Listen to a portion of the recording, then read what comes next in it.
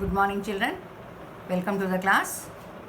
I hope you have read the lesson and written the important points. Yes, children, this is an important lesson and you have to concentrate because you will be getting more than 2 to 3 questions in the exam. Okay, so you have to prepare. Is it clear? And as I told you, you have to write the notes. Take the books from your seniors. Now they don't need the books. Try to get the books, or if you don't get, try to take pics from your friends, those are having books, and start writing the notes. Understood? You complete the notes simultaneously, children, so that it will be like a revision for you all and you can understand. Is it clear? Now yesterday we have read about, the day before we have read about economic depression and all, isn't it? The same thing, and I told you, you have to correlate with our present situation. Isn't it? And now, children, please start writing your contemporary issue in your project book.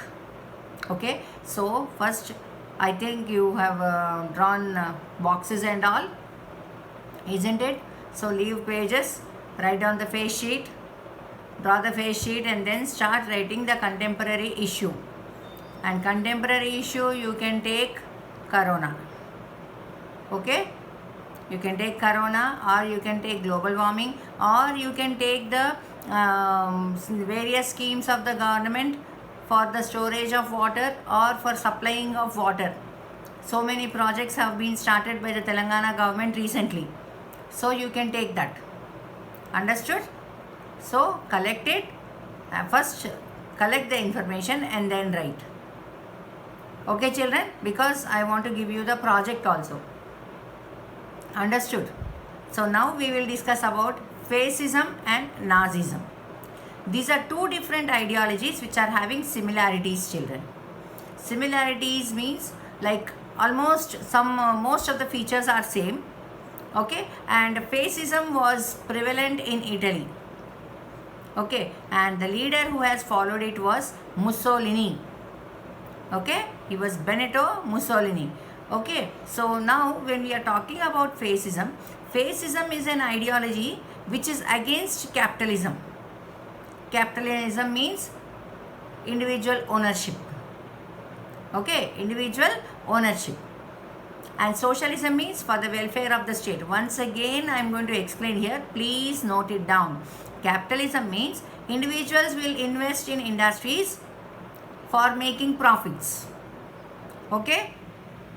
Socialism means government will start and run industries for the welfare of people. So these are two different ideologies, children. Is it clear? So now these fascism was against it, and some points are there which are very, very important, which you can directly write down from your textbook. Even if an answer is there, write about fascism, you can directly write down from your textbook.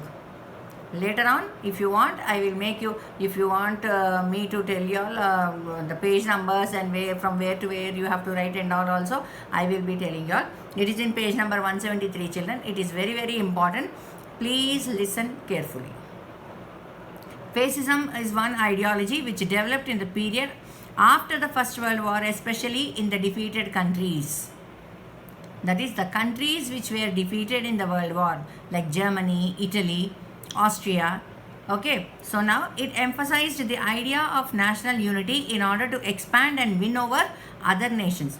The main concept in this is their ideology. As per their ideology, they can occupy, a powerful country can occupy a weaker country. Understood? That is the main ideology of them. So fascists didn't allow anyone to conflict nor have different interests within the nation. That means all should have common interests, and if the people are against it, they were punished or sometimes they were killed also. They suppressed people with force in order to ensure absolute loyalty and obedience to the central power. That means each and every person in the country has to follow the rules and regulations of the fascist rulers. They didn't want anyone to question them. They were against both communism and liberalism. Liberalism means freedom, children. So they were against communism. So if people were there who were following communism or who were lenient towards communism, they were killed. Fascists wanted to build unity in their nations through a dictatorial state that promoted the mass mobilization of the majority community of the nation. That is, most of the people in the country should be loyal to their nation. Loyal to their nation means they should have strong feeling towards their nation. Understood? They should have a strong feeling towards their nation. That is, they belong to their country and they should be ready to die for their country. Fascist movements shared certain common features like the worshipping of the state. Worshipping of the state means strong feeling towards the country, a devotion to a strong leader. That is, see, they should feel that their country is their own and they have to believe and follow the ruler of the country, and it's like Hitler. Okay, and then an emphasis on extreme nationalism and military conquest. Military conquest means by having military conquest, you are going to expand your territory. Territory means country. Okay. Fascism used political violence, war and conquest as means to achieve national revival. It also asserted that stronger nations have the right and indeed a duty to expand their territory by displacing weaker nations. That is, a stronger nation has a right and it is duty of the stronger nation to occupy a weaker nation.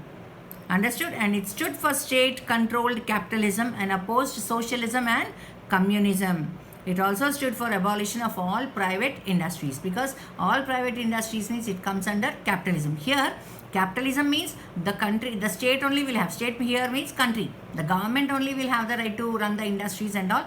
Private people should not own industries. Okay, so it's like something, if people have money and power, what will happen? They will have the right or they will have the guts to question the government. So they didn't want to give a chance to people to question them. This ideology was more popular in the defeated countries who were feeling insulted because of the conditions imposed on them by the Versailles Treaty and the pressure of worldwide depression. So this is all the countries which were defeated. I told you they had to pay a lot of compensation to the winning countries. Okay, so and also there was a great depression, that is economic depression was there, and out of this they started having these ideologies to develop their own nations at the suffering of other countries. It began with the victory of Benito Mussolini in Italy in 1922, I already told you all. And then the Hitler and his Nazi party came to power in Germany in 1933. So Hitler, he followed, and his philosopher was Nazi. And from that Nazi, he followed his, and he like guru. So his philosopher was there who was Nazi. From that we have Nazism. And this Nazism, the people who followed Nazism were called as Nazis. Okay, and so it also had almost the same rules and regulations which were in the fascist ideology. Okay, so here what happened, Hitler was a powerful speaker, children. That is, he was a powerful speaker, and what he has done is he used to give lot of speeches to gather people and attract them. And what he used to do, he used to explain to the people how Germany was being insulted and how he wanted Germany to again get back its gone glory. Understood? Once upon a time Germany was powerful. So what he just influenced the people by his words that he was the one who was fighting for the country, and he wanted to Germany to be the #1 country in the world in all round development. So that is how he started attracting people. He promised that employment for all people. Earlier in during depression, I told you, where people didn't have any job or anything, so he promised that he is going to establish industries and employment opportunities will be generated. Okay, so here you can see he promised to build a nation, strong nation, undo the injustice of the Versailles Treaty and restore the dignity of the German people. This is what he wanted. Once again I will repeat, he promised to build a strong nation, undo the injustice of the Versailles Treaty. So they felt that Germany was got lot of injustice through the Versailles Treaty, and restored the dignity of the German people. He promised employment for those looking for work and a secured future for the youth. He promised to remove all foreign influences and fight all foreign conspiracies against Germany. And then he devised a new style of politics, children. What they did is, all Nazis or his followers, all of them started rallies, public meetings, okay, so that they can attract the people. And then what happened? They were and red banners with swastika, the Nazi salute, and the ritual rounds of applause. Applause means people were very much fascinated by his words, and he used to use the red swastika. Okay, and then what happened? His Nazis, the Nazis who were under him, started mesmerizing the people, and they started saying that Germans are all one, and they wanted to eliminate the Jews who were there in the country. And they used to feel that because of the Jews only, Germany had to suffer a lot. And for that, Jews were punished to such an extent that they were all driven away to the concentration camps. Concentration camps means just a simple thing, children, a small room-like thing where hundreds of people are being dumped into it without food and water. They will die there like that. Okay. And Hitler mobilized his supporters by promising to establish the racial supremacy of Germans over the world. He also targeted minority communities like Jews as a main cause for all problems. That's what I told you. He also attacked communism and capitalism. I told you they are against fascism, and Nazism are against communism and capitalism. And so terming both of them as Jewish conspiracies. He promised to build a strong state which would fight with both of them. He appealed especially to the middle class who felt threatened by capitalism and the Great Depression. Okay, and then in such situation, Nazis party propaganda gave some hopes of a better future. So they started, all the Nazi leaders and all, what they started doing, they went on rallies and they started giving public meeting, conducting public meetings, and they started giving assurance to the people that they are going to bring back a strong nation, employment to the people, so that people got attracted towards Nazis. Okay, and then in 1928, the Nazi party had got less than 2.6% votes in the Reichstag. Reichstag is the German parliament, children. Okay, Reichstag, R-E-I-C-H-S-T-A-G is the Reichstag, is the German parliament. Okay, and Hitler came to power and immediately took steps to establish an undemocratic and autocratic rule. He stopped the working of all democratic institutions like parliament. This included arbitrary arrest of political opponents, especially the communists, and putting them in concentration camps. So whoever was writing against them, either it can be the journalists or it can be the political leaders who were against the Nazi party, all of them were being tortured and killed. Okay, so here we need to know one thing is how powerful he has become. And on 3rd March 1933, one mark question or in which you will be getting, an enabling act was passed, children. With this, Hitler became the all-round leader of Germany. Understood? No parliament, nothing. So see here, on 3rd March 1933, the famous Enabling Act was formed. Enabling Act was passed. This act established dictatorship in Germany. And it gave Hitler all powers to remove parliament and rule by his order. Okay, all political parties and trade unions were banned except for the Nazi party. That means no other political party should be there. No person should question his supremacy. Okay, and he became the dictator of Germany. Okay, and then what he has done, special surveillance and security forces were created to control and order society in ways that the Nazis wanted. So separate organizations were formed and separate people were appointed, so that small groups of people were appointed, so that security forces were there who were checking everywhere. If anyone is against the Nazis, they will be caught hold up and killed. Apart from the already existing regular police in green uniform and the stormtroopers, they also formed the Gestapo. Gestapo means the secret state police and the protection squads, criminal police, and the security service. Okay, and these extra constitutional powers of the newly organized forces gave the Nazi states its reputation and the most dreaded criminal state. Because why Hitler's he's a dictator? Because he never used to go back to punish severely people, cruelly, because no other political party or no other person should be there who is going to be against Nazis. So a sort of fear was created among the people of Germany. And see, these powers were used to arrest and torture millions of political activists, trade unionists, and people of minority communities, especially the Jews. They did all this to build a state of horror and fear. Okay. Then he assigned the responsibility of economic recovery to the economist Hjalmar Schacht. And what he has done is they started establishing automobile industries and create employment. Understood? So he was a famous economist, Hitler's economist. Okay, and you all know Volkswagen, the company which manufactures cars. So it was being done by the guidance or orders of Hitler, by his economist.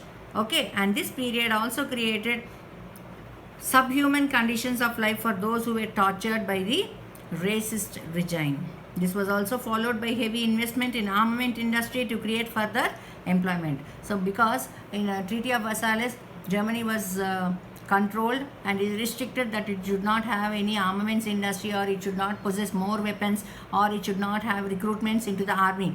That was all thrown back by Hitler, and he started industries which produce weapons. Hitler followed an aggressive foreign policy to recover the territories lost by Germany after the First World War.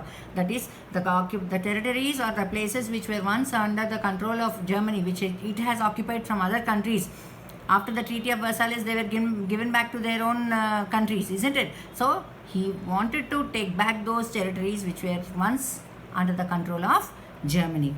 And then by 1939, he attacked Poland, and that was the starting of Second World War. Understood? In the process.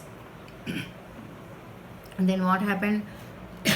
Second World War started just because Hitler attacked Poland. And as the war proceeded, the Nazi regime started this horrible program of building the racial supremacy of Germans by mass killings of minority communities. Understood? And then, under the shadow of Second World War, Germany had started a genocidal war. Genocidal war means killing of several innocent people, children. You can see the numbers. The mass murder of selected groups of innocent civilians of Europe, that is, who were not following Nazism, then took place. The number of people killed included about 60 lakhs Jews, okay, and then 20 lakhs gypsies, and 10 lakhs Polish civilians. Not even 10 lakhs, 1 crore Polish civilians were killed. 70,000 Germans who were considered mentally and physically disabled. Mentally and physically disabled 70,000 Germans also were killed. Why? Because they are of he felt that they are of no use. In the sense, if they are there, if the people are there, they have to be Nazis. Okay. Nazis devised a horrifying means of killing people. They killed thousands of people in gas chambers in various killing centers. So how did mass killing means? They used to take them to gas chambers, release a gas, a poisonous gas, with which the people used to die with suffocation. This was the terror created by Hitler. And during the World War, initially Germany was on the winning side, but later what happened? When they felt that they were about to lose the war, Hitler, along with some of the Nazi leaders, committed suicide. Okay, children, that was the end of Hitler. Okay, with this we will complete the lesson, and I want you to write down the important points for the remaining part of the lesson also, children, because it is very, very important. Okay, thank you, children.